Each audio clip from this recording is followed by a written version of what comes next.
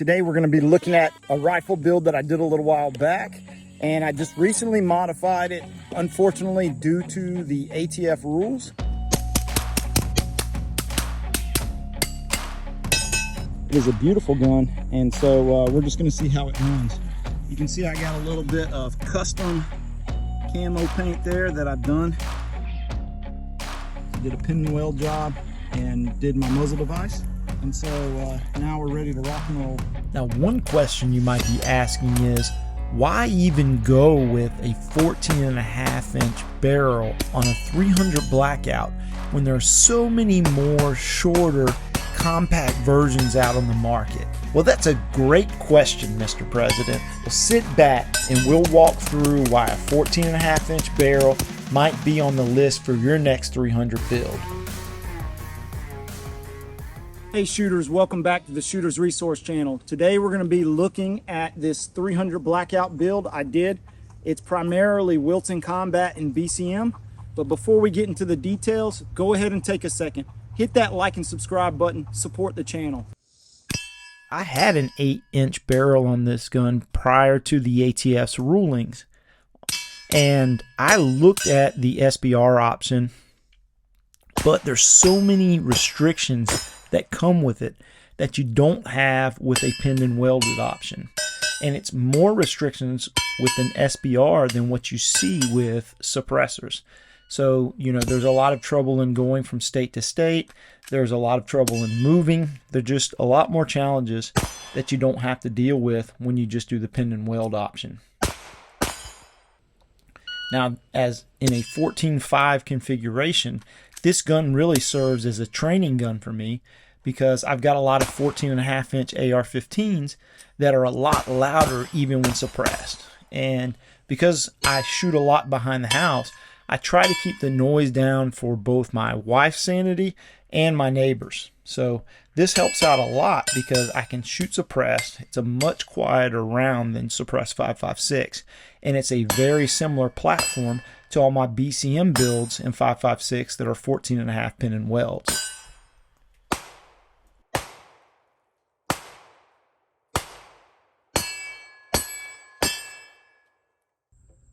All right, for this build, I went with a Wilson Combat lower and upper.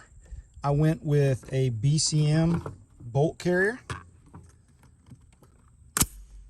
and all BCM internal. So the trigger is a BCM trigger, everything, mag release, all the parts kit is all BCM, including the buffer tube, the butt stock, the pistol grip.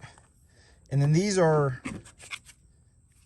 Magpul 300 Blackout mags. So they are made specifically for 300 Blackout. I went ahead and hit them with a little bit of paint there so that I know that these go with that rifle. All my 5.56 mags stay black or just the standard color they come in, even though I do the same paint color on all of my rifles. I do got a key mod rail here. It was from a prior build. Bought that upper from BCM back in the pandemic when that's all you could get was key mod, or you just took what you could get because there really wasn't much available.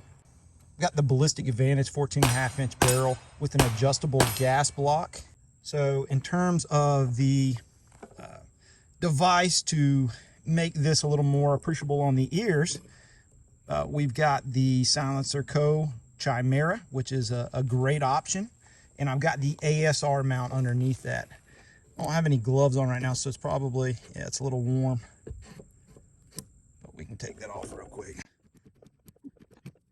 All right, but yeah, there's the ASR mount. So it's just a great setup. All right, that was 5 in 1.67 seconds. Probably about 7 yards. All center mass hits. Let's try that again. We'll see how it does.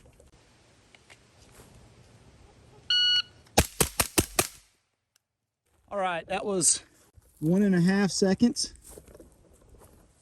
Looks like I dropped 2, but I was a little faster. All right, one more for a warm up.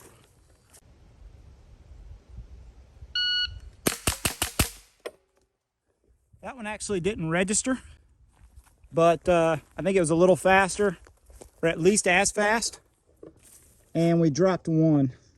I love painting all my rifles, even my bolt guns, kind of the same color. It helps break them up here in the Georgia forest that I do my hunting and stuff in. And so, you know, folks don't think about it, but a black rifle really stands out.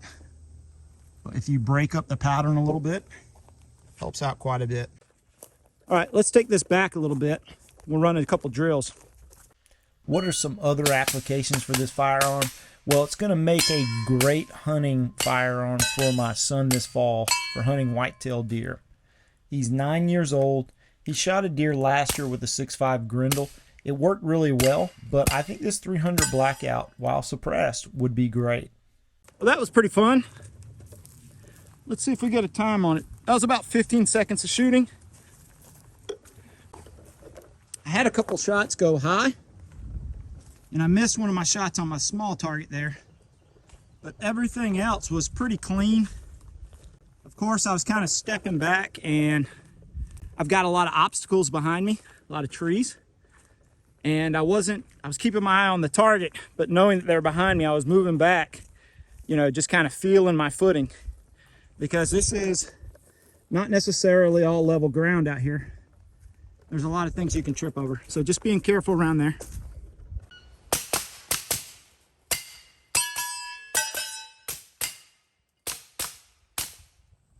I got the Glock 48 that I'm drawing from concealment, just doing some backup fire with it. This gun right here, I'm thinking of kind of making a perma truck gun, stick it in the safe in my truck and just leave it in there. And so we'll see how that works out. I just want to really get some mileage behind it before I do that. And I might replace like my EDC. You know, I carry the Shield Plus quite a bit, but I might run to the 43X and have this in the truck as kind of a backup or an extra gun in case I don't have one. I got the Magpul sling here. Just all in all, just a great build. Turning the firearm over, you'll see that on this side we've got the Streamlight IR and visible flashlight. So visible light, flip up, IR light, and IR laser.